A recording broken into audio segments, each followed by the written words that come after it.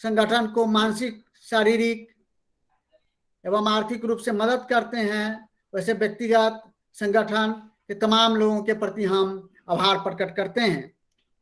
साथ ही आपसे आशा एवं विश्वास करते हैं इसी तरह से आप संगठन को मदद करें ताकि हम जरूरतमंदों के बीच सेवा कार्य चलाते रहें।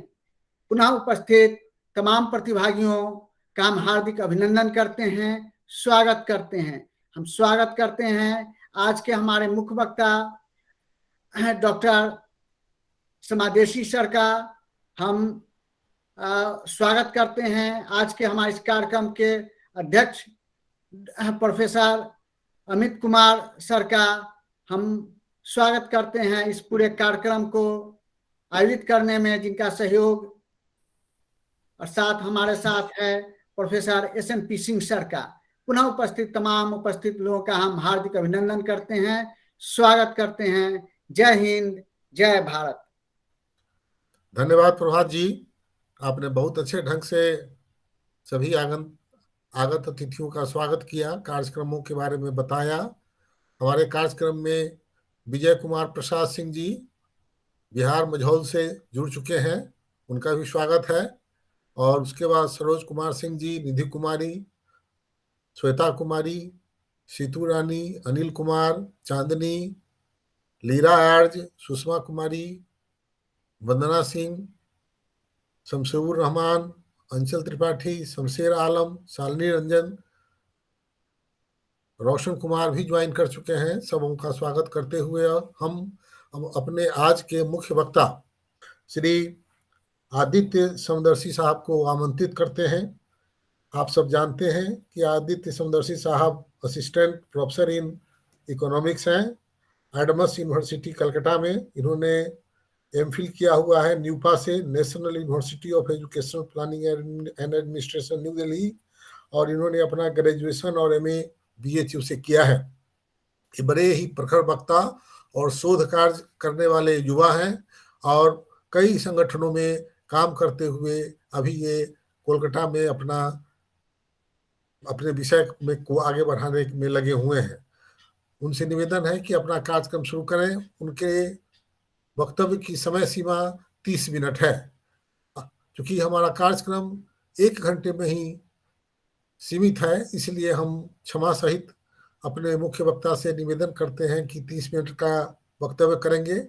उसके बाद 15 मिनट का वक्तव्य हमारे चेयरपर्सन जो हैं अमित कुमार जी, उनका होगा, और फिर हम अगले 15 मिनट प्रतिभागियों से इंटरेक्शन कराएंगे, अमित कुमार जी का और समदर्शी साहब का, और फिर आपस में एक दूसरे से कोई विषय संबंधित बातचीत होगी तो उस पर हम करेंगे।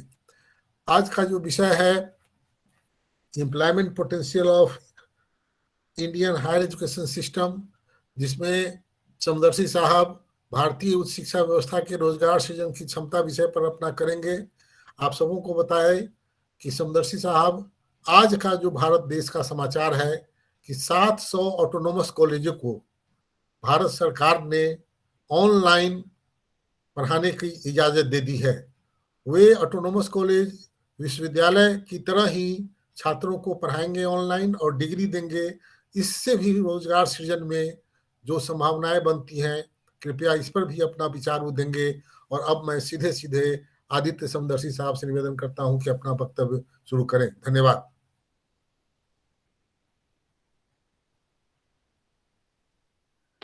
धन्यवाद सर इस अपॉर्चुनिटी के लिए। एंड मैं प्रभात सर का भी धन्यवाद करता हूं, और यहाँ उपस्थित सभी जो महानुभाव हैं सबका धन्यवाद करता हूं कि आपने हमें सुनने का अवसर दिया है। और डॉक्टर अमित कुमार जिनके माध्यम से यह संभव हो पाया, उनका भी मैं धन्यवाद करता हूं। और मैं आशा करता हूं कि जो भी श्रोता इसमें जुड़े हैं वो किसी न किसी रूप से उच्च शिक्षा से भी जुड़े हुए हैं, चाहे वो उच्च शिक्षा में अपना योगदान दे रहे हैं या उच्च शिक्षा ग्रहण कर रहे हैं या उच्च शिक्षा क्षेत्र में अपना कैरियर बनाना चाहते हैं या अभी उच्च शिक्षा प्राप्त करके वहां अभी किसी कंपटीशन की तैयारी में लगे हुए हैं, मुझे ऐसा लग रहा है। तो हमारा जो विषय है भारतीय उच्च शिक्षा व्यवस्था के रोजगार सृजन की क्षमता, हम जब इस विषय की ओर आगे बढ़ेंगे तो हम थोड़ा सा इसके बारे में अवेयर हो जाना चाहते हैं कि उच्च शिक्षा के बारे में हमारा क्या बैकग्राउंड रहा है, हमारी पूर्व की समझ क्या रही है और हमारी अभी की समझ क्या है। तो जब से देश की आजादी हुई, देश की आजादी के बाद भारत उन देशों में रहा जिसने उच्च शिक्षा को प्राथमिक महत्व दिया।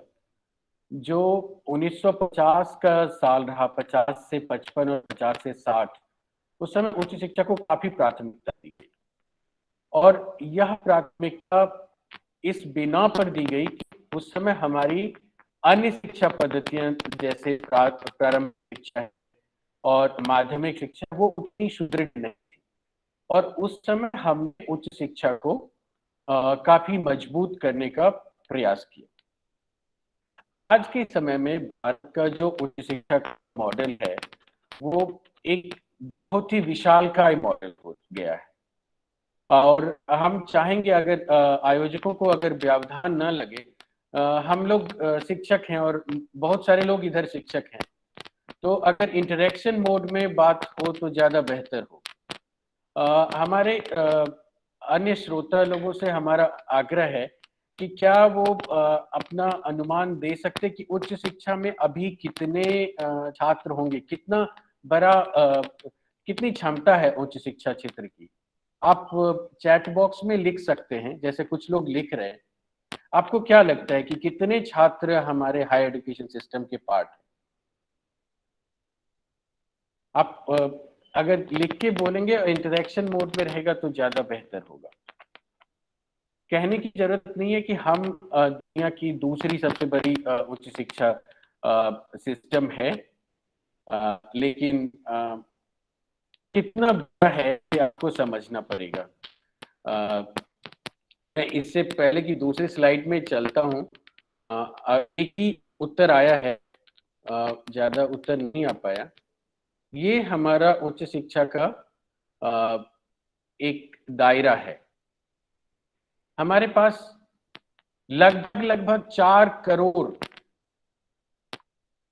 उच्च शिक्षा में छात्र हैं, 15 लाख से ज्यादा शिक्षक और अभी 1064 यूनिवर्सिटीज हो गए हैं और 42,000 कॉलेजेस हैं और स्टैंड अलोन इंस्टीट्यूशंस।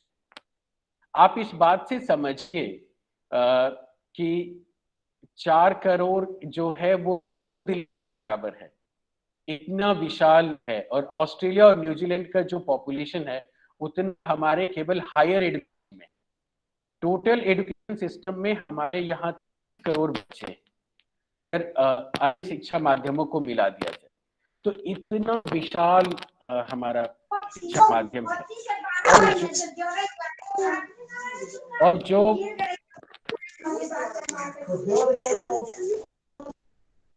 और जो प्रिया शर्मा काली माइक ऑफ कर ले।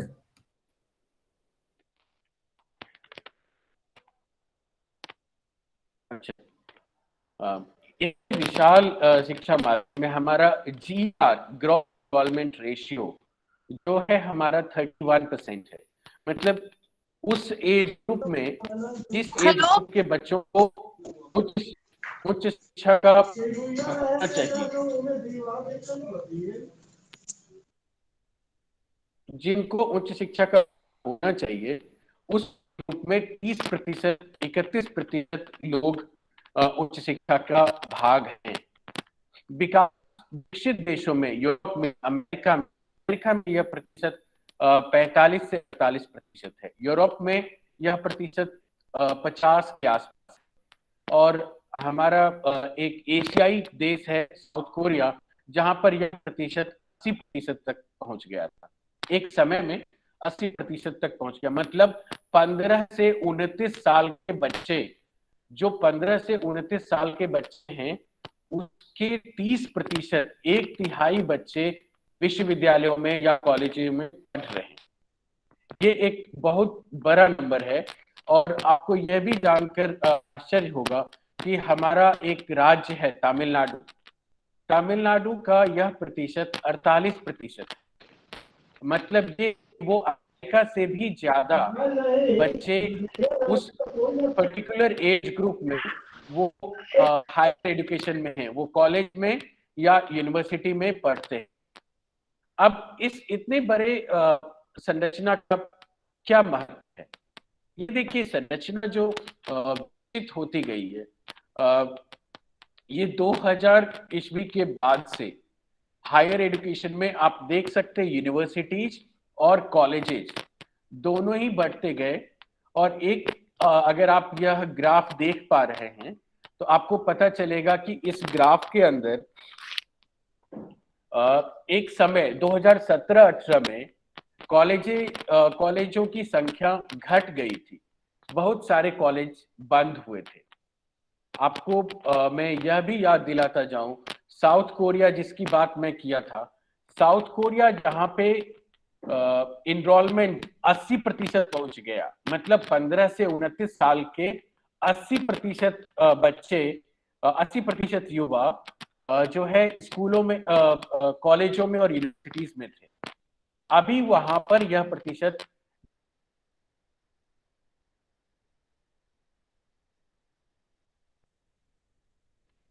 और यहाँ पर जो आप देख रहे हैं 2017 में कॉलेजेस कम हुए, इसका यही कारण है कि इंजीनियरिंग एडमिशंस एकदम से गिर गया और उसके बाद बहुत सारे इंजीनियरिंग कॉलेज अपने आप को सरेंडर कर रहे थे एआईसीटी के सामने कि हमें नहीं चाहिए। तो इस दो चीजों से एक चीज तो क्लियर हो रही है कि शिक्षा का विस्तार जितना हुआ है, उस विस्तार के पीछे कुछ ऐसी कहानी है जिसको हमें जानने की जरूरत है। यह विस्तार जो है वह प्राकृतिक विस्तार नहीं है। इस विस्तार के पीछे बहुत सारे साध्य है, बहुत सारे रहस्य छिपे हैं जिसको समझना जरूरी है। और क्या यह जो विस्तार है यह रोजगार को बढ़ाने में संभव रहेगा, इस विषय पर देखते हैं। अब देखते हैं रोजगार में उच्च शिक्षा की आवश्यकता कितनी है। अभी आप इसमें देखेंगे 1999-2000 के आसपास ये नीति आयोग की रिपोर्ट के अनुसार जैसे रोजगार में उच्च शिक्षा की जो प्रासंगिकता है वो केवल 44% है। आप कोई एक सैंपल रख लीजिए किसी कंपनी का, चाहे प्रयत्न ही एक संस्था चल रही है, प्रयत्न के अंदर ही अगर आप देखें तो कितने प्रतिशत रोजगार प्रयत्न के अंदर उच्च शिक्षा से जुड़े, यह क्षमता 40 से 45% नहीं होगी।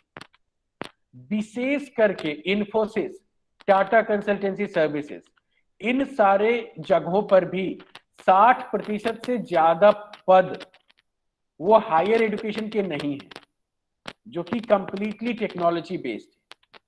तो जो नया जो विकास होता है उसके अंदर उच्च शिक्षा से जुड़े पद कितने हैं और उच्च शिक्षा से जुड़े पद नहीं, पद जो है वो कितने हैं, ये देखने की जरूरत है। एक चीज और है कि उच्च शिक्षा में महिलाओं की बात, उस पर एक अलग से चर्चा हो सकती है, अभी चर्चा करने में हो सकता है विषयांतर हो जाए। यह हमारा प्रोफेशनल कोर्सेज है जहां से केवल रोजगार ही रोजगार निकलते हैं। तो यह उच्च शिक्षा में प्रोफेशनल कोर्सेज के अंदर एडमिशन की बात, अगर आप देख पाते हैं तो जो पूरा हमारा ढांचा है, 4 करोड़ स्टूडेंट्स जो हमारे उच्च शिक्षा में पढ़ते हैं, उस 4 करोड़ के अंदर कितने करोड़ प्रोफेशनल एजुकेशन में है। अगर आप इस नंबर्स को देख पा रहे हैं और इस नंबर भी लें तो यह संख्या 1.5 करोड़ को ही क्रॉस नहीं करती है। तो मेरे कहने का मतलब है जो 4 करोड़ बच्चे पढ़ रहे हैं, मुझे माफ कीजिएगा अगर कोई स्टूडेंट है, मेरी आदत हो गई है बच्चे बोलने की, तो जो 4 करोड़ स्टूडेंट्स है हमारे में, उसके अंदर 1.5 करोड़ स्टूडेंट्स भी प्रोफेशनल एजुकेशन में नहीं है। इसका मतलब कि वो सामान्य शिक्षा में है। हम ये भी देखेंगे कि वो किस किस शिक्षा में है। यह ऑल इंडिया हायर एजुकेशन सर्वे 2019-20 के सर्वे से यह आंकड़ा है। आपको यहाँ पर मैं मोटे मोटे तौर पर बताता हूं। कृषि जिस क्षेत्र में अभी भी 55% रोजगार है, शिक्षा में केवल 3% लोग कृषि क्षेत्र को पढ़ते हैं, ठीक है। और जो मैनेजमेंट, जो बीबीए और एमबीए है, पर्टिकुलरली एमबीए, भारत के अंदर 4000 से ज्यादा एमबीए कॉलेजेस हैं और उसमें 14% जो पोस्ट ग्रेजुएट एडमिशन है, उसका 14 से 15% एडमिशन, 14 से 15% पोस्ट ग्रेजुएशन के बच्चे मैनेजमेंट कर रहे हैं और 16% बच्चे साइंस पढ़ते हैं और 17% बच्चे सामाजिक विज्ञान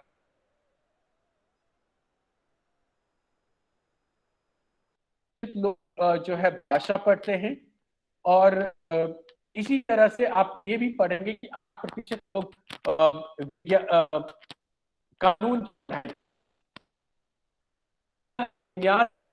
खाया। एक आज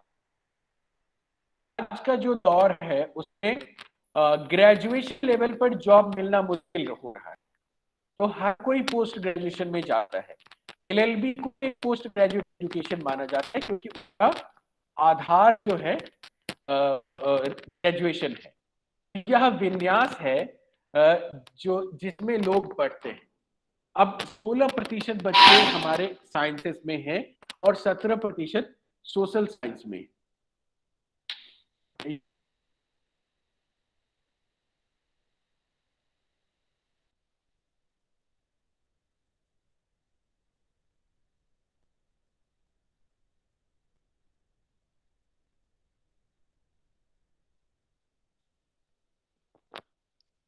प्रभात से मेरी आवाज क्लियर आ रही है?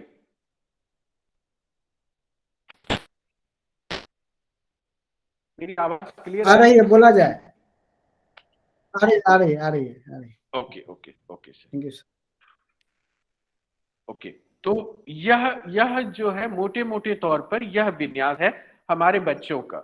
और हमने पोस्ट ग्रेजुएट इसीलिए लिया क्योंकि हमें पता चलेगा, क्योंकि मुख्यतः रोजगार पोस्ट ग्रेजुएट लेवल पर ही मिलता है। अब हम आगे चलते हैं।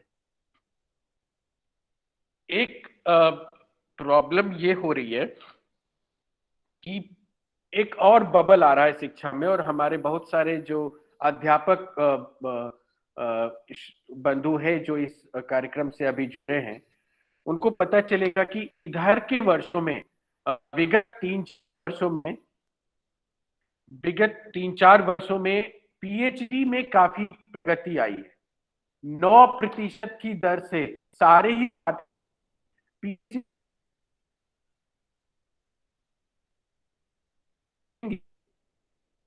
कि जो पीएचडी कर रहे हैं, यहां भी आप देख लीजिए पीएचडी जो हो रही है और सोशल साइंसेस का प्रतिशत है। तो अगर जो जितनी रोजगार एकेडमिक्स के अंदर भी जनरेट हो रही है, उसमें भी एक बहुत बड़ा, इस विषय पर भी एक अलग से चर्चा हो सकती है। ब्रॉडर रूप से रोजगार की चर्चा कर रहे हैं। आगे हम देखते हैं कि ये हमारा पूरा एक अगर हम एजुकेशन सिस्टम को अगर एक हम ढांचा माने तो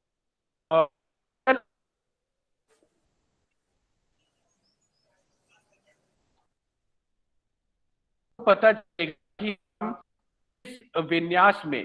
किस विन्यास में हम, हमारे पास 94 lakh bachelor of arts, 50 lakh bachelor of science, 36 lakh bachelor of commerce इस तरह से निकल रहे हैं, और 2,87,000 एमबीबीएस निकल रहे हैं।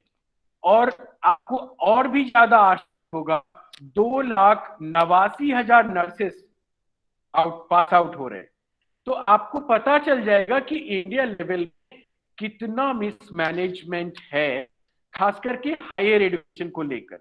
नर्सेस की डिमांड कितनी ज्यादा है। जो लोग अभी अभी चिकित्सा व्यवस्था से जुड़े हैं उनको पता होगा कि नर्सेस कितना ओवर टाइम करते हैं और उनकी रिक्वायरमेंट्स कैसी है। जब हम आउटकम पर ध्यान देंगे तो हमें पता चलेगा कि क्या मिसमैच है। और आप और भी देखिए, बी फार्मा के टोटल आउटकम्स कितने कम है और एमबीबीएस आपके 2 लाख है और उसी जगह पे आपका बी फार्मा एमबीबीएस के ऑलमोस्ट बराबर है। तो कहीं ना कहीं इस चीज पर जो भी प्लानिंग से जुड़े लोग हैं, नीतिगत व्यवस्था से जुड़े लोग हैं, हमारे वरिष्ठ प्राध्यापक हैं यहाँ पर, इसके विषय में एक जागरूकता करने की जरूरत है।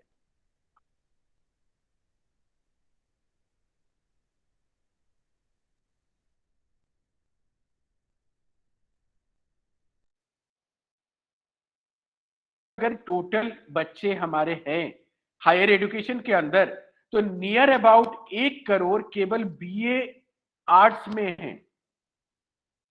और इस चीज को अगर हम एड्रेस नहीं कर पा रहे हैं, तो अब अगर एड्रेस नहीं कर पाना एक अलग बात है, नजरअंदाज करना एक अलग बात है, और ध्यान में नहीं रखना एक और बात है। ये देखने की बात है। हम आगे बढ़ते हैं। आगे है कि उच्च शिक्षा का रोजगार कैसे, उच्च शिक्षा को हम रोजगार से कैसे कनेक्ट कर पाए। अब इस विषय में हम कुछ और भी तथ्य रखना चाहते हैं। अब बहुत सारे रोजगार के माध्यम जो है उनको जोड़ दिया गया है पोस्ट ग्रेजुएट एजुकेशन से। जो हमारा स्नातकोत्तर की जो पढ़ाई है बीए और एमए की, उससे जुड़ गया है। और इस विषय में जो भी हाई अपॉर्चुनिटीज है, चाहे वो चिकित्सा में है, मैनेजमेंट में है, या चाहे न्यायालयों में है, उसके अंदर बहुत बड़ा गैप ये आ रहा है कि उच्च शिक्षा के 10% केवल प्रतिशत ही इस लैंग्वेज में है। जो उच्च शिक्षा के जो 4 करोड़ छात्र हैं, इस 4 करोड़ छात्र में केवल 40 लाख छात्र ही हैं जो इंग्लिश माध्यम में शिक्षा ग्रहण कर रहे हैं। उनके रोजगार की संभावना जो कि जुडिशरी में है, न्यायालयों में है, उच्च पदों पर है, या संस्थान है, या इंजीनियरिंग से जुड़े संस्थान है, उसमें उनकी संभावना वहां कम हो जाती है।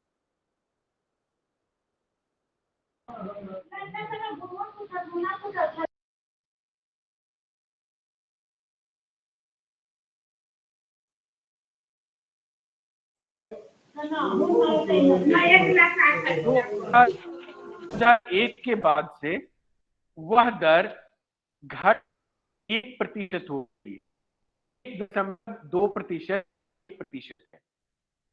जनसंख्या वृद्धि दर 1.9% है। और हमारा हायर एजुकेशन एनरोलमेंट 4% की दर से बढ़ रहा है, 4% की दर से उच्च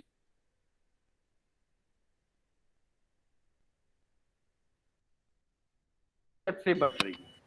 4% की दर से नामांकन और 1% की दर से रोजगार। तो यहां पर एक मिसमैच यहीं पे आना है।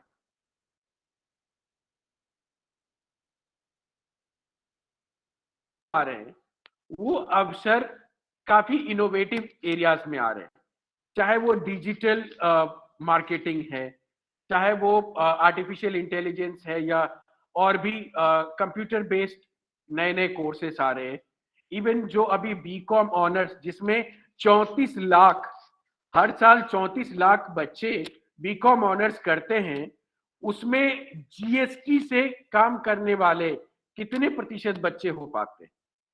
जो कंप्यूटर बेस्ड टैक्स पेमेंट्स है उसमें कितने प्रतिशत जा पाते, ये एक समस्या है और जिसको एड्रेस करने की बात है। मैं तीसरा जो बिंदु है मैं इसमें नहीं नोट कर पाया हूं, वो है industrialisation in India.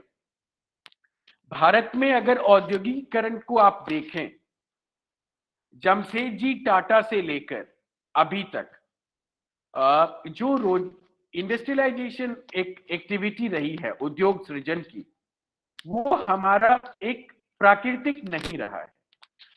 Indians by default एक इंडस्ट्रियलिस्ट नहीं होते। अब आप देख रहे हैं कि एक गुजरात एक एरिया है जिसके अंदर बहुत सारे इंडस्ट्रियलिस्ट एक जगह जमा हो रहे हैं, या पंजाब में कुछ इंडस्ट्रियलिस्ट बन रहे हैं जो इंडस्ट्रियल हाउसेस हैं, लेकिन ऑन एन एवरेज इंडस्ट्रियलाइजेशन नहीं बढ़ रहा है। उसका एक सबसे बड़ा कारण है कि हमारा इंडिजिनस इंडस्ट्रियलाइजेशन नहीं। मैं बिजनेस स्कूल में पढ़ाता हूं, लेकिन मैं बच्चों से बात करता हूं कि आप कोई भारतीय बिस्किट कंपनी का नाम बताइए, एक भारतीय चॉकलेट कंपनी का नाम बताइए, एक भारतीय कार कंपनी का नाम बताइए, एक भारतीय मोटर कंपनी का नाम बताइए, एक भारतीय साइकिल कंपनी का नाम बताइए, एक भारतीय साबुन कंपनी का नाम बताइए। नहीं हो पाता है। आजकल पतंजलि आ रहा है, कुछ लोग डिस्गाइज भी चल रहे हैं। तो एक इंडिजिनस इंडस्ट्रियल डेवलपमेंट की जो क्षमता है वो हमारा उच्च शिक्षा संस्थान नहीं दे पा रहा है। एक तो मैं पहले ही कह रहा हूं कि 4 करोड़ जो छात्र हैं उसमें केवल 10% छात्र अंग्रेजी भाषा में शिक्षा ग्रहण करते हैं, जिससे उनकी क्षमता पहले ही जो है सीमित हो जाती है। उसके बाद जो भी क्षमतावान छात्र हैं उनका सेल्फ इंडस्ट्रियल कंट्रीब्यूशन वो काफी कम हो जाता है। दूसरी बात है इंडिजिनस नेचर ऑफ एजुकेशन। अभी बहुत सारे लोग हमारे अभी मीटिंग में उच्च शिक्षा से जुड़े हैं। आप विज्ञान सब्जेक्ट ले लीजिए या इंग्लिश लिटरेचर ले लीजिए या हिंदी लिटरेचर ले लीजिए, हमारे पठन पाठन का जो तरीका है वो मूलतः वेस्टर्न है। जो क्या पेडागॉजी होगी और क्या सिलेबस होगा, मैं तो इकोनॉमिक्स का अध्यापक हूं, तो इकोनॉमिक्स में जो भी मूल किताबें हैं वो विदेशी लेखकों की है। समाजशास्त्र के अंदर भी ऐसा ही है, इतिहास के अंदर ऐसा ही है। तो एक जो पैटर्न है, हमारे जो शिक्षाविद हैं उनको ये समझना होगा कि जब तक इसको इंडिजिनस नहीं डेवलप किया जाएगा तो स्वरोजगार और जो इंडस्ट्रियल पोटेंशियल की बात हम करते हैं शिक्षा के थ्रू, वो काफी सीमित होता जाता है और एक बबल क्रिएट हो रहा है। बबल क्या क्रिएट हो रहा है कि शिक्षा से रोजगार तो नहीं बढ़ रहा है, लेकिन शिक्षा व्यवस्था बढ़ रही है। अगर मैं आज दावा कर रहा हूं कि 4 करोड़ छात्र हायर एजुकेशन के पार्ट हैं, तो यह भी एक समानांतर दावा है कि 4 करोड़ छात्र तैयारियों में लगे हुए हैं और 4 करोड़ छात्र किसी भी तरह से तैयारी में या किसी भी तरह के कोचिंग और इस तरह के संस्थान से जुड़े हुए हैं। तो क्या हो रहा है, शिक्षा की रोजगार सृजन की क्षमता जहां घट रही है, शिक्षा का क्षेत्र उतना व्यापक हो रहा है। मतलब अगर समस्या को हम समाधान की तरफ नहीं ले जा पा रहे हैं तो हमारी समस्या ही दुगुनी चौगुनी बढ़ते जा रही है। तो इस विषय पर एक जो है व्यापक नीतिगत निर्णय लेने की आवश्यकता है। और अभी भी जो हमारी न्यू एजुकेशन पॉलिसी आ रही है वो इस समस्या को सुलझाते हुए कम दिख रही है, इस समस्या को और भी ज्यादा विस्तारित कर रही है, जहां पर वो एक कॉमन एग्जामिनेशन की बात कर रही है। अभी जो है श्री नारायण सिंह सर ने कहा कि अभी कुछ 800 कॉलेजों को ऑनलाइन पढ़ाने की अनुमति दे दी गई है और वो ऑनलाइन ही सर्टिफिकेट दे सकेंगे।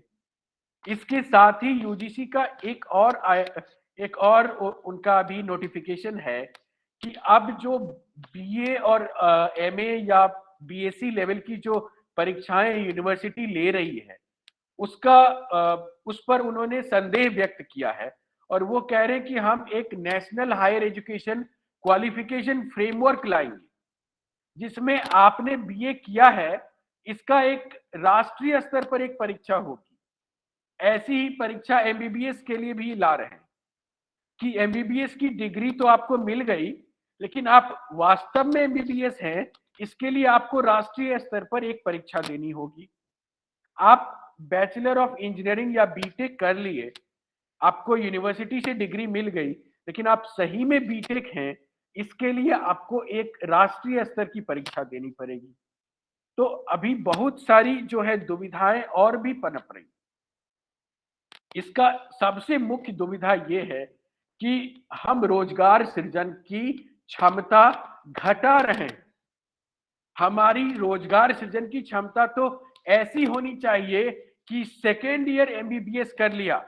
मैं आपको एक अंतरराष्ट्रीय उदाहरण के देता हूं, उसके बाद मैं अपना वक्तव्य समाप्त करूंगा।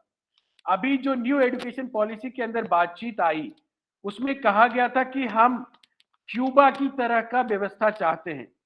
क्यूबा में ये इस तरह की चिकित्सा शिक्षा है, मेडिकल एजुकेशन क्यूबा की दुनिया की सबसे बेहतरीन चिकित्सा शिक्षा मानी जाती है, जिसमें कहते हैं कि 1 साल अगर आपने एमबीबीएस कर लिया तो आप ये सब रोगों को आप देख सकते हैं। 2 साल की एमबीबीएस कर ली तो आपको ये सब रोजगार मिलेंगे। 3 साल की एमबीबीएस कर लिए तो आप इन रोगों को आप देख सकते हैं। 4 साल का एमबीबीएस आपने कर लिया तो आप जो है विशिष्ट रोगों को देख सकते हैं और 5 साल का एमबीबीएस कर लिया तो आप जो है इस तरह के काफी जो जटिल समस्याएं हैं उनको देख सकते हैं।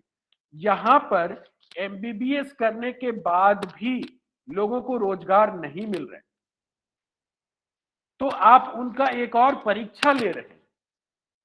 सबसे बड़ी मूल समस्या अभी उच्च शिक्षा की है कि रोजगार सृजन की क्षमता जो है दिन प्रतिदिन घट रही है और अगर हमको उच्च शिक्षा से रोजगार नहीं मिला तो हम फिर उच्च शिक्षा को ही बढ़ाते चले गए।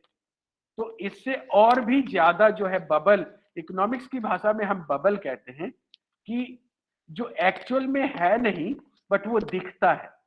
मतलब उच्च शिक्षा की क्षमता धीरे धीरे कम हो रही है लेकिन ज्यादा से ज्यादा छात्र जुड़ रहे हैं। इसका मतलब लोगों को लग रहा है कि संभावनाएं बहुत हैं लेकिन संभावनाएं घट रही हैं। यह मैं कहना चाह रहा हूं। यहाँ पर एक आंकड़ा है कि 10 साल अगर कोई बच्चा उच्च शिक्षा को देता है तो वह 15 लाख रुपए उच्च शिक्षा में, एकदम निम्न मध्यम वर्ग का छात्र भी 15 लाख रुपए खर्च करता है और अगर वह 35 साल तक नौकरी करता है तो वह केवल 2 करोड़ रुपए ही कमा सकता है। तो यह 15 लाख रुपए का जो निवेश है उसकी प्राप्ति बहुत ही कम है और यह उस समय में जब कोई वह बैंक में पीओ लगता है या कुछ अच्छे रोजगार में जाता है, अगर उन्हें अच्छा रोजगार नहीं मिला तो यह 15 लाख भी उनको वापस नहीं मिल पाता है। यह मैं कह रहा हूं कि उनका जो रोजगार सृजन की क्षमता है धीरे धीरे कम होती जा रही है और इस विषय पर मैं आप सभी लोगों का ध्यान आकर्षित करना चाहता हूं। धन्यवाद।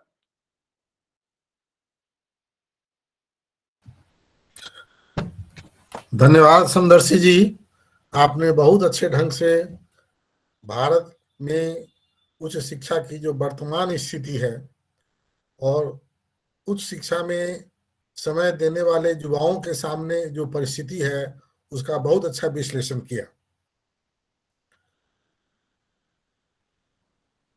यहाँ का छात्र परीक्षाओं के जंगल में ऐसा खोया हुआ है जहां वह हमेशा एक संदिग्ध व्यक्ति के रूप में सरकार और समाज के सामने अपना जीवन बसर करने को लाचार है। राजनैतिक अनैतिकता का प्रभाव सीधे उच्च शिक्षा पर पड़ता है और जिस कारण से मेधावी छात्र भी राजनीतिक दुर्घटनाओं का शिकार होता है। हम आपके वक्तव्य की सराहना करते हैं और इसलिए भी करते हैं क्योंकि हमारे प्रयत्न संगठन के द्वारा आयोजित ऐसे वेबिनार में हमारे 80% पार्टिसिपेंट यूनिवर्सिटी और कॉलेज के छात्र होते हैं और 20% अभिभावक, वैसे अभिभावक हमारे पार्टिसिपेंट होते हैं जिनके बच्चे उच्च शिक्षा में पढ़ रहे हैं। उन दोनों ही वर्गों के लिए आपने यह जो डाटा दिया, आपने जो बातें रखी, वह बहुत ही लाभदायक है और हम उम्मीद करते हैं कि आप जैसे प्रबुद्ध शिक्षकों के डाटा एनालिसिस को भारत सरकार के पास पहुंचाने का एक माध्यम हम भी हो सकते हैं। और अब हम इस कार्यक्रम को आगे बढ़ाते हुए आदरणीय डॉक्टर अमित कुमार, जो एमएस कॉलेज मोतिहारी में राजनीति विज्ञान के बड़े ही विख्यात शिक्षक हैं, उनको मैं आमंत्रित करता हूं। मैंने पहले ही बताया कि अमित कुमार जी पहले भी दिल्ली विश्वविद्यालय में पढ़ा चुके हैं और BHU से उन्होंने अपनी पढ़ाई की है और PhD वगैरह उन्होंने बहुत ही उच्चतम संस्था से किया है। और आज के कार्यक्रम में हम अमित कुमार जी, जो हमारे चेयरपर्सन हैं, उनके उद्बोधन के लिए हम उनको आमंत्रित करते हैं। Doctor Amit Kumar, MS college Motihari, department of political science, please. बहुत बहुत धन्यवाद सर, मुझे ये अवसर देने के लिए। सबसे पहले मैं धन्यवाद ज्ञापन करूंगा श्री नारायण सर का। ये उनके साथ मेरी वर्चुअल मोड में दूसरी मुलाकात है। दुर्भाग्य से हम पर्सनली नहीं मिल पाए हैं अभी तक। उम्मीद करते हैं बहुत जल्द ही आपसे मुलाकात होगी सर। साथ ही हम प्रभात जी का भी जो है अभिनंदन करते हैं कि आपने एक शॉर्ट नोटिस पे, जब हमने आपसे रिक्वेस्ट किया कि हमारे जो एक विद्वान साथी हैं डॉक्टर आदित्य समदर्शी, और खास करके उनका जो विषय रहा है उन एजुकेशन प्लानिंग एंड एडमिनिस्ट्रेशन, उस विषय पर इन्होंने, इस विधा पे इन्होंने अपनी PhD करी है। तो इनसे बेहतर व्यक्ति संभव नहीं हो सकता है जो शिक्षा जगत में जो दिक्कतें हैं, जो इसकी बारीकियां हैं, उसको बेहतर तरीके से हम शब्दों के समक्ष रखें। और मैं साथ ही धन्यवाद ज्ञापन करूंगा आदित्य समदर्शी सर का कि उन्होंने जो है इस जटिल विषय को बड़ी ही सरलता से अपने तथ्यों के साथ और बहुत ही सुगम माध्यम में बनाते हुए हम सबों के समक्ष रखा। तो मैं आपका बहुत बहुत धन्यवाद ज्ञापन करता हूँ। और साथ ही जो विषय है, इस विषय पर जिस बारीकी से आपने अपने विचार रखे, सराहना योग्य है।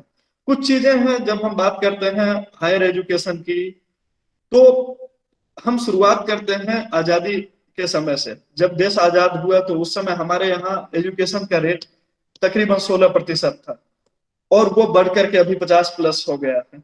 हम जो है तकरीबन 60-70 के करीब आ पहुंचे हैं। ये फिगर हम जो है हम डाटा दे रहे हैं कि ये जो डाटा है ये अपने आप में सब कुछ नहीं कहता है, लेकिन एक ये कहता है कि हाँ, हम कहाँ से कहाँ तक पहुंचे।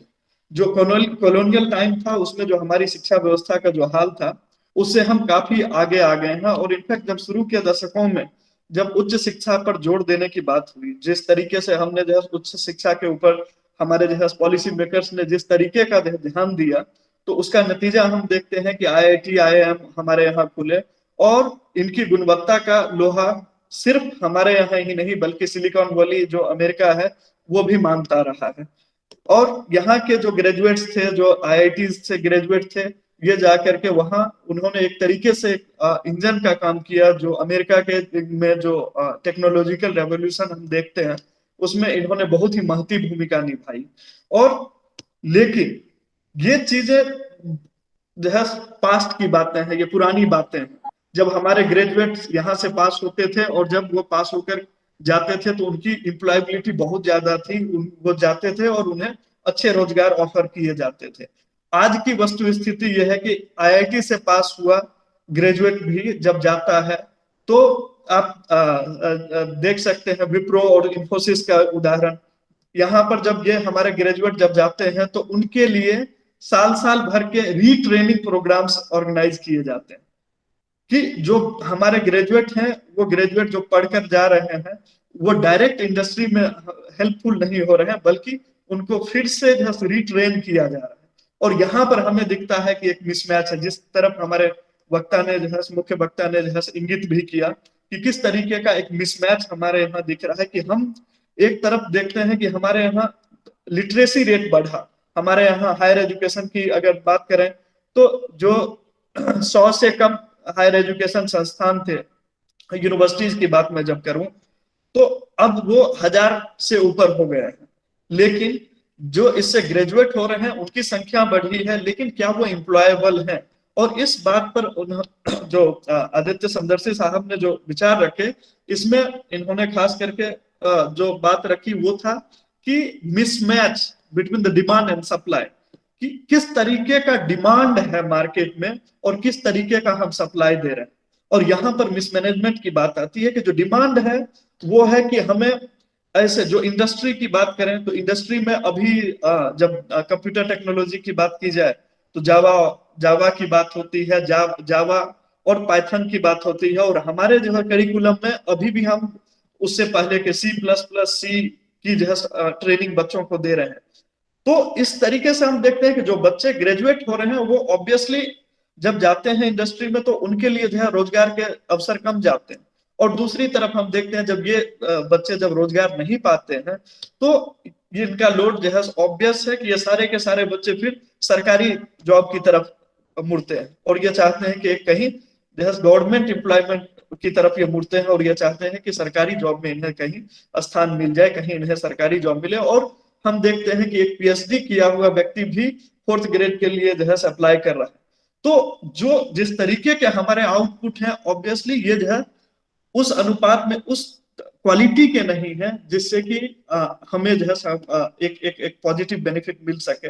हम बात करते हैं यहाँ पर दूसरी चीज आती है कि यहाँ जैसा कि हमारे जो है मुख्य वक्ता ने कहा कि हमारे अधिकतर बच्चे जो है अपने रीजनल लैंग्वेज में पढ़ने वाले हैं। अगर हम नॉर्थ इंडिया की बात करें तो हमारे यहाँ अधिकतर बच्चे हिंदी में पढ़ने वाले हैं। अगर हम साउथ इंडिया की बात करें तो वहां पर बच्चे अपने जो है रीजनल लैंग्वेज में पढ़ रहे हैं।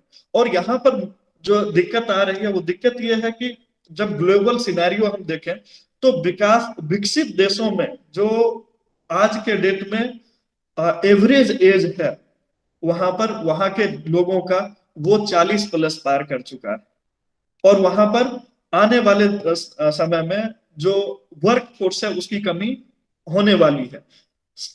एक तरफ हम देखते हैं कि जो ग्लोबल सिनेरियो में जो हमारे विकसित देश हैं, जो दुनिया के विकसित देश हैं, जहां पर जो है एम्प्लॉयमेंट अपॉर्चुनिटीज हैं, वहां पर रोजगार सृजित हो रहे हैं, वहां पर रोजगार की संभावनाएं बन रही है। लेकिन दूसरे तरफ जब हम देखते हैं कि हमारा जो एजुकेशन सिस्टम है, जिस तरीके हमारे जो ग्रेजुएट्स हैं, क्या वो उस जो है वैक्यूम को फिल कर सकते हैं? क्या हमारे बच्चे उन रोजगारों को क्लेम कर सकते हैं? तो दुर्भाग्य से हम कहेंगे कि हम वो नहीं कर सकते हैं। वजह होती है कि जो हमारा एजुकेशन है ना तो उस क्वालिटी का दे पा रहा है और ना ही उस माध्यम में उसे एजुकेशन मिल रहा है जिससे कि वो वहां के वर्कफोर्स में जो है अपना कंट्रीब्यूशन दे सके।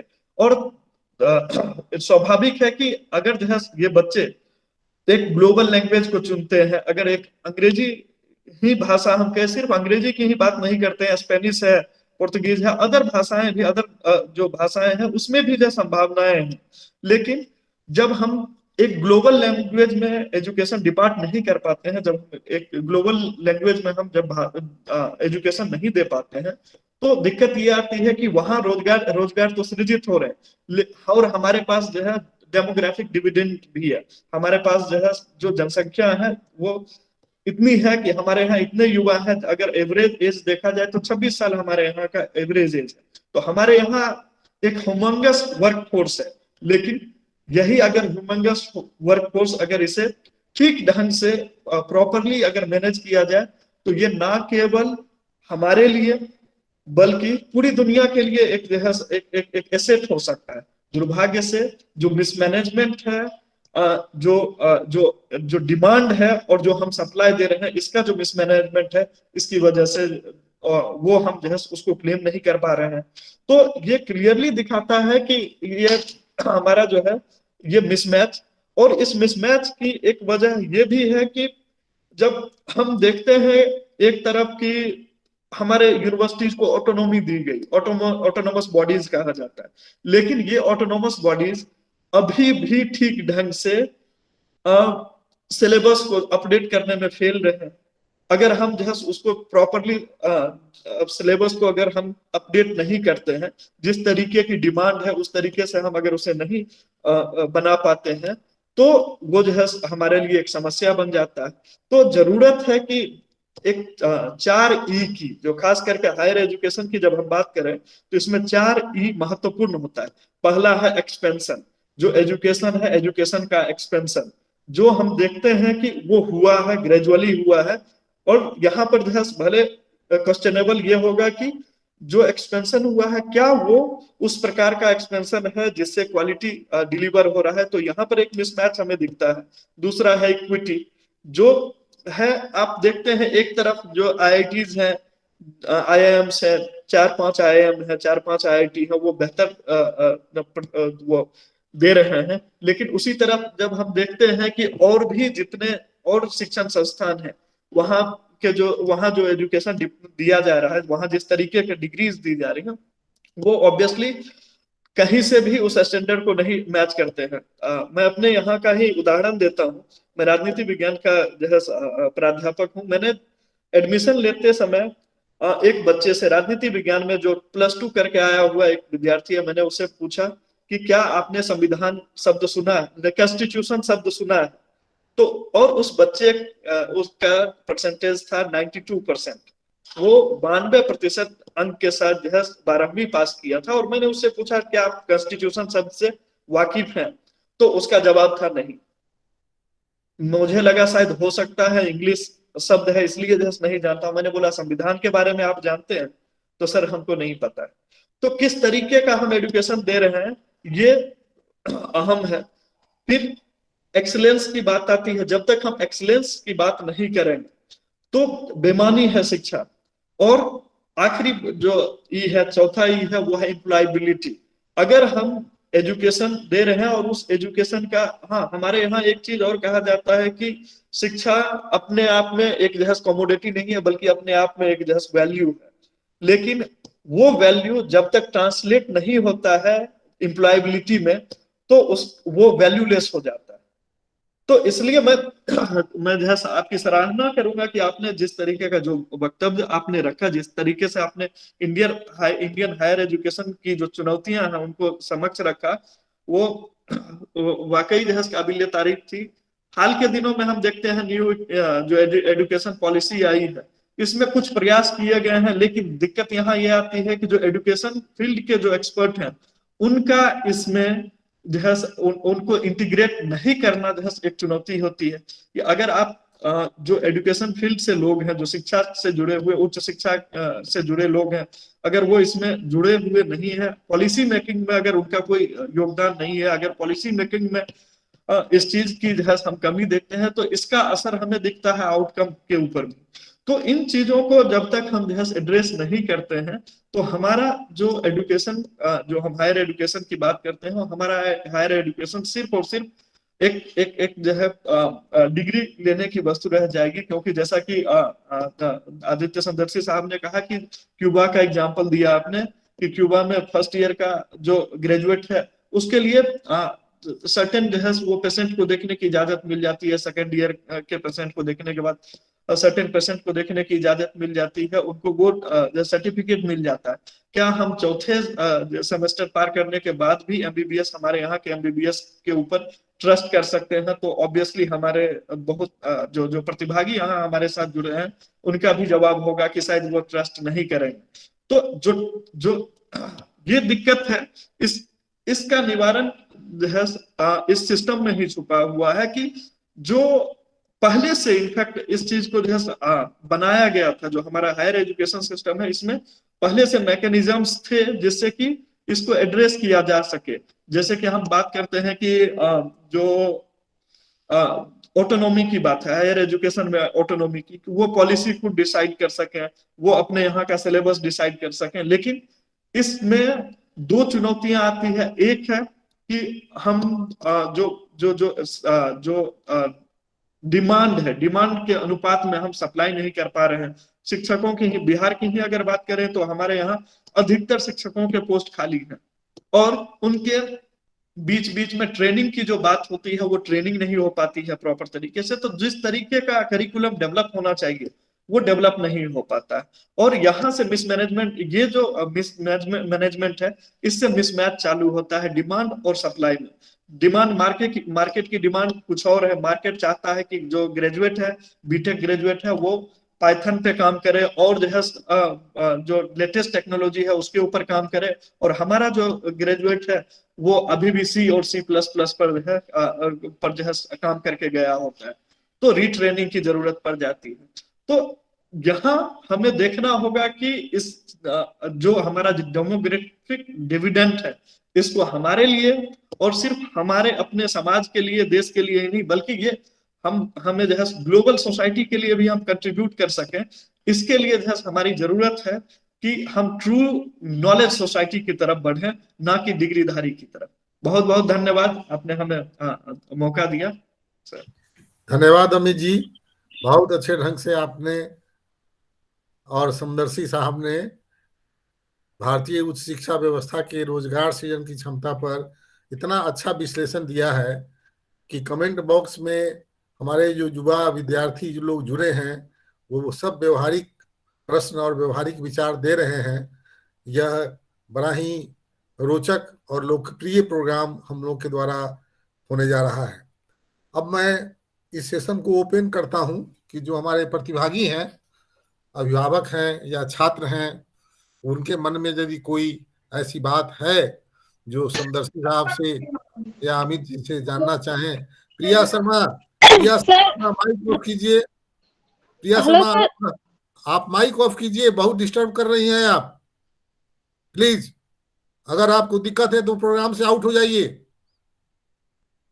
तो हम अब आप लोगों से निवेदन करते हैं कि आप हमारे समदर्शी साहब और अमित जी उपलब्ध हैं, मन में कोई विचार हो। विजय कुमार प्रसाद सिंह जी, विजय बाबू, कोई विचार? क्योंकि आप बड़े सक्षम गार्जियन हैं, बहुत सारे बच्चों को विश्वविद्यालय में पढ़ा रहे हैं और मार्गदर्शन कर रहे हैं।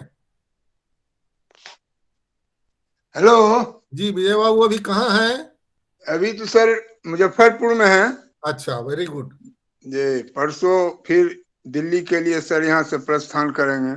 ठीक है, कोई आज के विषय पर विचार? अभी जो सर दोनों वक्ता का जो वक्तव्य हुआ है सर, हाँ, वह तो बिल्कुल स्पष्ट है कि अभी का एजुकेशन का जो स्तर गिरा हुआ है, दिन प्रतिदिन कॉलेज बहुत खुलते जा रहे हैं, टेक्निकल हो या जनरल एजुकेशन का हो, लेकिन उसका अस्तित्व जो है विद्यार्थियों के लिए पढ़ाई का स्टैंडर्ड सर बहुत डाउन हो गया। हाँ, जैसा अभी बताया कि डिग्री पास, ये 10+2 करके गया और वह संविधान नहीं जानता है। इस तरह की बात सिर्फ सर एक ही लड़कों में नहीं है। एजुकेशन ऐसा हो गया है, पॉइंट वाइज सिर्फ 10 ठो क्वेश्चन उसको टिक लगवा लो और वो डिग्री लेते जाए। क्योंकि हम सर छोटे छोटे बच्चों को अभी देखते हैं, आप जानते ही हैं जो सब रहता है इस जगह, तो और सबका यही देखे हैं, जो कोचिंग चल रहा है, ऑनलाइन भी क्लास चलता है, तो वो टिक मार्क वाला क्लास चलता है, क्वेश्चन नंबर इतना का, ये टिक लगाओ वो लगाओ। धन्यवाद। तो ये स्टैंडर्ड सर डाउन हुआ है, इसी को सुधार करने की असल जरूरत है सर। धन्यवाद। राम बाबू जी, आप शिक्षक हैं, आप कुछ अपना विचार देंगे आज की समस्या जो है वक्तव्य की में जो बात आई है?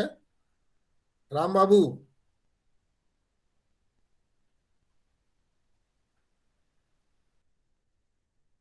हाँ सर, आज के दौर में देखा जाता है सर,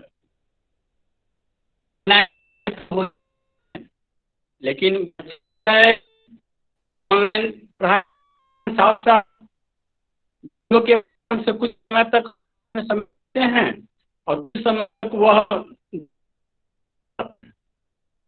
तो बेस्ट होगा कि बच्चे को इस चीज को ध्यान रखे कि बच्चे किस दिशा में जा रहे हैं, कितने समय तक वो पढ़ाई के क्षेत्र में है या कितने समय वो भटका रहा है उनका। ऐसा नहीं कि तो पढ़ाई में न दे करके अपने में दे रहे हैं कि अभिभावक से अपना चाहिए कि बच्चे जो या लैपटॉप से जो ऑनलाइन पढ़ाई कर रहे हैं तो क्या वो सारा समय उसी में लगा रहे हैं या अन्य क्षेत्र में भी अपनी बात को रख रहे हैं या उनका ध्यान भटक रहा है, ये अभिभावक की निगरानी में होनी चाहिए। धन्यवाद। साधना कुमारी, साधना जी आप कहाँ से हैं? आपका कोई प्रश्न हो? साधना जी।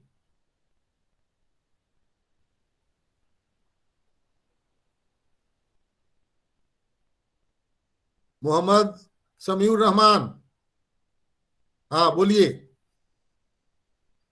माइक ऑन कीजिए। यस सर, मैं मोतिहारी से हूँ, एमएस कॉलेज का स्टूडेंट रहा हूँ और डॉक्टर अमित सर का बहुत बहुत शुक्रिया, उन्होंने काफ़ी अच्छा ये वक्तव्य दिए हैं और वो हमारे एनएसएस का ऑफिसर भी रहे हुए हैं सर। सर मैं एक साइकोलॉजी का स्टूडेंट हूँ इस माध्यम से और मैंने एमएस कॉलेज में क्लास भी किया हूँ, प्लस 17 से 20 मेरा सेशन साइकोलॉजी ऑनर्स बीए में था। मैंने ये देखा कि जब तक हम लोगों ने तकरीबन 4-5 स्टूडेंट थे क्लास करते कंटिन्यू, जिसमें मैंने देखा कि सर मैंने ही एक वाहिद ऐसा शख्स था बॉयज़ में कि मैं कंटिन्यूसली क्लास किया सेकेंड ईयर तक। थर्ड ईयर में सर कुछ प्रॉब्लम आ गए, फिर भी नहीं जा पाया, फिर भी उसके बावजूद भी मैंने 2 मंथ तक मैंने थर्ड ईयर में भी क्लास किया हूँ। मैंने देखा कि सर कि स्टूडेंट खुद नहीं जा रहे हैं सर, तो टीचर और प्रोफेसर की कमी तो है ही है हर कॉलेज और स्कूलों में। ये मैंने सर 9th क्लास से ही मैंने देख रहा हूँ और उस समय भी मैंने ये ऑब्ज़र्व किया था सर कि एक सबसे पहली बात ये है कि सर सरकारी स्कूल में इसलिए ले रहे हैं एडमिशन या कॉलेजेस में कि सर कि मैं जाऊं और अटेंडेंस बनाऊं, वहां से निकल के कुछ खेलूं और या किसी और भी काम में लग जाऊं। सर ये गलत है और ख़ासतौर से हम युवक को, हम स्टूडेंट को ये अहम ज़रूरी है कि सर हम अपने एजुकेशन पर काफ़ी ज़्यादा फोकस करें। सर जब तक हमारी फोकस पूरी तरह से एजुकेशन पर नहीं होगा सर हम सक्षम नहीं हो सकते हैं। और सर जब तक हमने अपने पहल आगे नहीं पहले बढ़ाया, पहले कदम मेरा बढ़ना चाहिए, स्टूडेंट का बढ़ना चाहिए, उनके गार्जियन का ये होना चाहिए कि मेरे बच्चे स्कूल में जाए। सरकारी स्कूल है तो क्या हुआ सर, वहाँ भी शिक्षक है, वहाँ भी शिक्षा है। और जैसे कि हम अपने एमएस कॉलेज में देखा कि सर कोई बीएचयू से है, कोई जेएनयू से है, कोई सर हायर कॉलेजेस से हैं जो प्रोफेसर बनकर के आए हैं, जैसे हमारे अमित सर हुए, काफ़ी अच्छा नॉलेज है। बट हम ये देखते हैं कि किसी भी फैकल्टी में, किसी भी सब्जेक्ट में सर स्टूडेंट नहीं आते हैं, जिसका रीज़न है कि सर हमें ये देखने का मिलता है, जैसे सर अभी ने बहुत अच्छे बतलाया कि एक बच्चे ने 92% ला करके भी वो संविधान और इसका अर्थ नहीं जान सके क्या होता है। सर ये बहुत दुर्भाग्य की बात है। सारे पेरेंट्स को ये चाहिए कि अपने बच्चे को कंटिन्यूअसली कॉलेज या स्कूल भेजे और उससे ये फीडबैक ले कि वो क्या पढ़ा है, क्या सीखा है, किसके साथ किस तरीके से व्यवहार करके आया है। Thank you sir. धन्यवाद मोहम्मद। अब मैं साधना कुमारी कुछ बोलना चाह रही हैं? लास्ट क्वेश्चन, लास्ट पर्सन, इसके बाद हम कार्यक्रम को आगे बढ़ाएंगे। साधना कुमारी या और कोई छात्र जिनके मन में कोई जिज्ञासा हो, कोई विचार हो? यस सर, मुझे बहुत सारे डाउट हैं, मैं अपना डाउट रखना चाहूंगी। सर पहले तो मैंने ग्रेजुएशन का एग्जाम इसी साल दिया है, थर्ड पार्ट का, और मुझे आगे समझ में नहीं आ रहा है कि मुझे आगे एडमिशन लेना चाहिए या नहीं लेना चाहिए। आप कहाँ रहती हैं? सर मैं तो मोतिहारी सिटी में ही रहती हूँ। ठीक है, तो आप एमएस कॉलेज मोतिहारी में जाकर अमित कुमार जी से मिलिएगा। पॉलिटिकल साइंस विभाग में एमएस कॉलेज में आपको वहाँ वो राय दे देंगे। सर मैं उनसे क्लास की हूँ पॉलिटिकल साइंस, जैसे अभी भैया ने बताया, कि एक मतलब बच्चों में होता है कि वो कॉलेज नहीं जाना चाहते हैं। तो आम धारणा ये बनी हुई है सर कि कॉलेज में पढ़ाई होते ही क्या कहाँ है। और सर अगर कोई काम पढ़े किसी टीचर से तो टीचर सही बात बताते ही नहीं है सर। कोई बोलेगा किसी और के पास जाओ, कोई बोले किसी और के पास जाओ। कॉलेज में सर एक काम कराने के लिए पूरे दिन भर लग जाते हैं सर। हाँ, ये सही है, लेकिन आप अब हम लोग के माध्यम से जाइएगा। देखिए, मोहम्मद समीउर रहमान और अमित कुमार जी दोनों आपकी अब मदद करेंगे, सही राय देंगे। और अगर दिक्कत होगी तो फिर अगले हमारे प्रोग्राम में आइएगा। हम लोग अमित कुमार जी से कंप्लेन करेंगे कि हमारे द्वारा भेजे हुए बच्चा को आपने बहुत ध्यान नहीं दिया। धन्यवाद। ना अब हम सर, लोग सर का तो मैं बहुत दिल से शुक्रिया अदा करूंगी। मुझे तो थर्ड पार्ट में पता चला कि कॉलेज में क्लासेस भी चलते हैं। मैंने उनकी यहाँ 2-3 महीना तक क्लास भी किया है और बहुत अच्छे से सर पढ़ाते हैं। मुझे तो थर्ड ईयर में पता चला सर। अरे वाह, और वेरी गुड। नहीं तो एक मिनट, नहीं एक मिनट, हाँ, तो ठीक है, अपने बोलिए। क्लास नहीं, क्लासेस तीनों साल चले हैं, तीनों ईयर चले हैं, बट आपने कभी ज्वाइन नहीं, पहले आई नहीं आप क्लास, इसलिए आपको अच्छा पता नहीं। ठीक है। अच्छा बच्चों, आप लोग क्लास की बातें आ करके डिपार्टमेंट में डिस्कस कर लीजिएगा। हाँ, अगर आपको उच्च शिक्षा से संबंध में अगर कुछ जानना है कि आगे आपको जो है उच्च शिक्षा में किस तरीके के अवसर मिले, किस तरीके का हुआ, तो उस संदर्भ में अगर आपको कोई प्रश्न पूछना है तो आप उसके लिए हाथ उठाएं। ठीक है। अब हेलो सर, हेलो, अब हम प्रोग्राम को खत्म करते हैं। सर मेरा एक बोलो। हेलो सर, मैं बोल सकती हूँ क्या? हाँ बोलो, तुम जल्दी बोलो, बहुत डिस्टर्ब कर रही हो प्रोग्राम में तुम। सर सॉरी सर, उसके लिए मेरा आवाज नहीं वो हो रहा था। सर मैं ना नेट का तैयारी करना चाहती हूँ, क्या इसके लिए मुझे कोई मार्गदर्शन मिल सकेगा? हाँ, आप MS कॉलेज मोतिहारी में अमित कुमार जी हैं, आप उनसे जाके मिलिए, पॉलिटिकल साइंस विभाग में। आपको सर उनका नंबर मिल सकता है क्या? नहीं, उनका नंबर आपको बाद में मिलेगा। पहले आप खुद जाके बात कीजिए, फोन पर बहुत बात करने से काम नहीं होता है।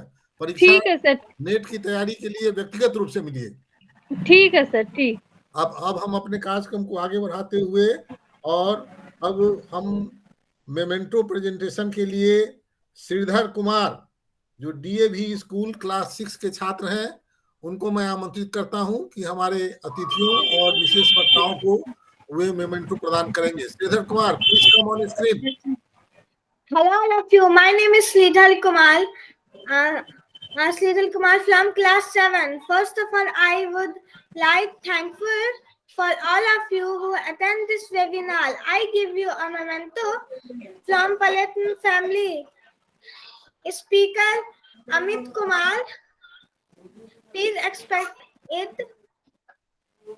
Chairman Dr. Aditya Samaldhati. Please expect. Aditya Samdarshi ji, आप कृपया स्वीकार है कह दीजिए। थैंक यू स्वीकार। थैंक यू, वाह, very good, thank you Sridhar. Thank you.